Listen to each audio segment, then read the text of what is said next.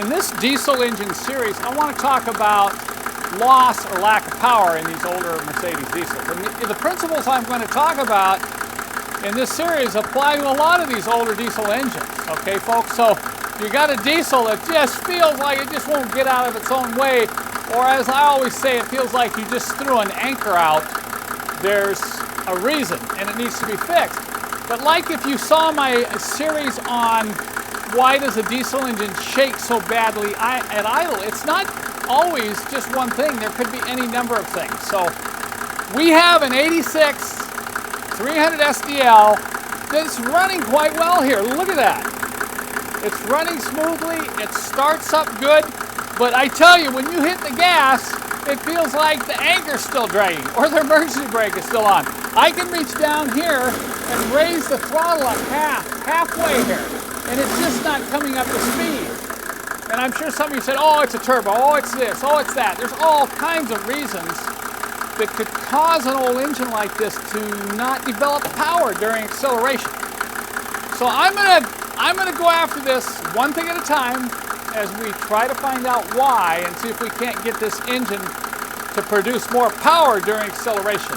Let me show you what I'm going to do first. In the last seat, I made the comment a whole bunch of things, and I don't want to be an alarmist. I really need to clarify that phase. What I mean is there's a whole bunch of things that you might have to check to determine the problem. There may be only one thing that's causing this problem, but it could be any number of issues. So you need to go through a troubleshooting sequence, and for a problem like this, for the average DIY mechanic, you want to start out with the simple things or the inexpensive things first. What's a big reason that a diesel engine loses power? It's right here. Fuel filters. I've seen this more often than not over the 25 years I've been working on these old diesels. If you experience, particularly if it's fairly rapid, you start experiencing a power loss, you want to go after your fuel filters. Now this car's been in storage for a while. It has not been driven a lot in the last couple of years. So I'm a little suspicious about the fuel that's been sitting in the fuel pump and in the fuel injectors. Now, I did put new fuel in the fuel tank. That's something you always want to do if the car's been in storage over 6 months. Make sure you change the diesel fuel, because that can be a big reason why the engine won't be producing power if you've got old, really old, stale diesel in the tank. The other thing you can do that's not very expensive, if you do it yourself, you can do a diesel purge. I've done a number of videos. We have a lot of resources on my website about diesel purge. We've sold thousands of cans of diesel purge over the year, and you cannot believe the reports we've had come back from owners saying, it's like a miracle. I can now get up the hill in my 240D.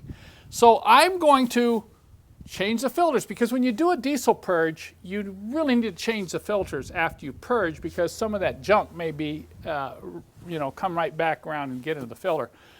So we're going to do a diesel purge. I'm going to do 2 cans to make sure I thoroughly clean the pump and I thoroughly clean the injectors.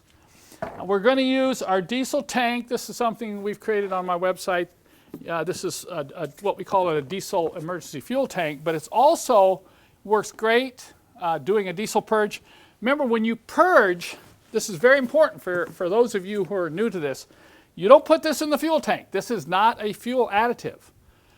This product you run directly through the engine. So it requires you either put a bottle up here or another tank and then hook it to your injection pump and put the return fuel back into the bottle. So in essence, you are literally running the engine on this straight out of the can. This is an amazing cleaner, just an amazing cleaner. So I'm not going to go through the procedure here because I've done it. I've got lots of other information available on this. But what we're going to do is we're going to turn the camera off.